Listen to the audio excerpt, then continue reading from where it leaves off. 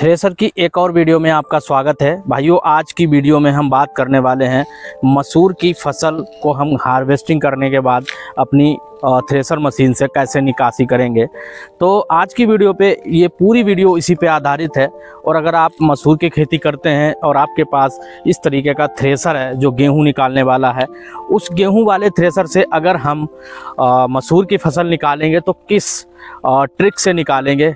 गेहूं वाले थ्रेसर से मसूर की फसल को निकालते हैं तो कहीं न कहीं मसूर टूट जाती है या आपके भूसे में मसूर जो है वो चली जाती है।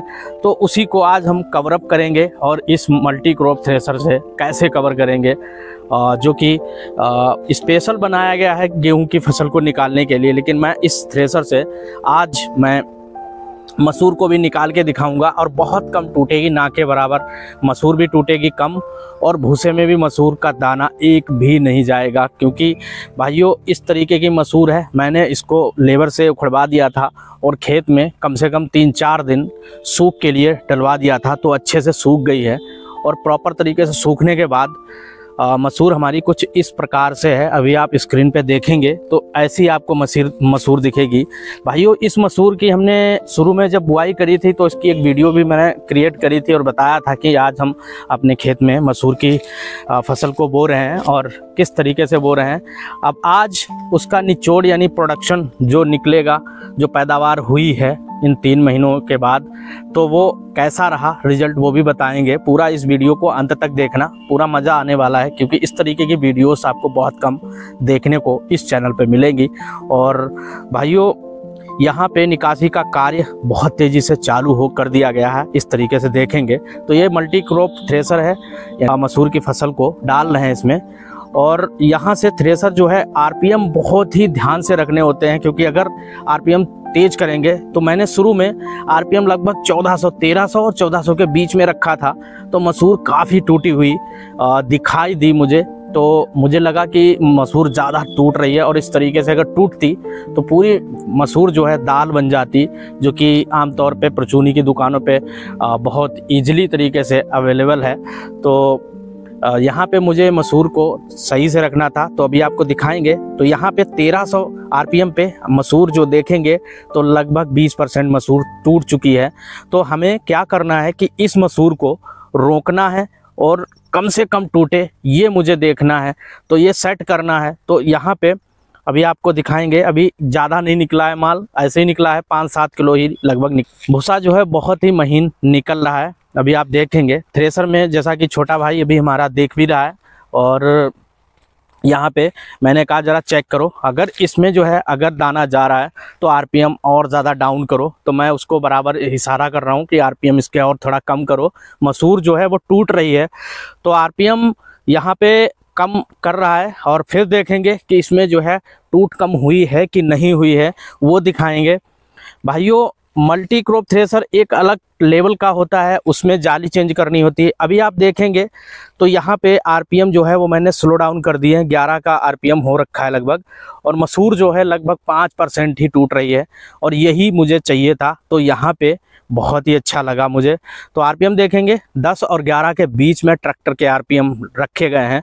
आरपीएम आप देखेंगे मसूर की फसल में इस मल्टी क्रॉप थ्रेसर से ही निकाल रहा हूँ, यानी गेहूं के थ्रेसर से ही निकाल रहा हूँ। मल्टी क्रॉप थ्रेसर इस पे इसलिए लिख दिया जाता है इस थ्रेसर पे कि सरकार के द्वारा जो अप्रूव्ड होता है मल्टी क्रॉप थ्रेसर पे, तो सब्सिडी मिलने में आसानी रहे इसलिए। बाकी फसल जो है अगर आपको 2-3 निकालनी है तो जाली चेंज करनी पड़ेगी। तो जाली जो है भाइयों हम नहीं चेंज कर पाते हैं, तो इसलिए 90 HP का थ्रेसर है। इसकी बहुत सारी वीडियोस डाली, इसके बारे में बात नहीं करेंगे। यहाँ पे बात करेंगे मसूर की फसल के बारे में, जो कि मैं अच्छे से यहाँ पे निकाल पा रहा हूँ। और थ्रेसर की चाल देखेंगे, बहुत ही ईजिली तरीके से चल रही थी और मैंने इसको प्रॉपर तरीके से बंद करा दिया। और कम चाल में भाइयों इस मसूर में मुझे थोड़ी सी कमी दिखाई दी। अगर आप ध्यान से देखेंगे मसूर तो प्रॉपर निकल रही, 5% टूट भी रही हल्की हल्की। और जो कि गेहूं वाले कोई भी थ्रेसर से अगर आप निकालने जाएंगे तो 1 से 5% के बीच में ज़रूर दाना तोड़ेगी, ये है। दूसरा, इसमें जो प्रॉब्लम सबसे बड़ी दिखाई दी पूरी गाही करने के बाद, यानी निकासी करने के बाद, गेहूं जो है दाना जो है वो भूसे में बहुत कम गया है। लेकिन माल जो हमारा जो सरसों निकली है वो जो मसूर निकली है हमारी वो साफ़ नहीं निकली है, उसमें जो है काम रह गया है सैलाव का। अगर हम तेज़ करते मशीन को तो यहाँ पे दाना जाता। तो मैं उस दाने को चेक कर रहा था प्रॉपर तरीके से, भूसे को चेक कर रहा था, भूसे की मोटाई कितनी है। तो छोटा भाई और जो लेबर है वो भी प्रॉपर देख रही है कि दाना तो नहीं है इसमें, तो ठीक है।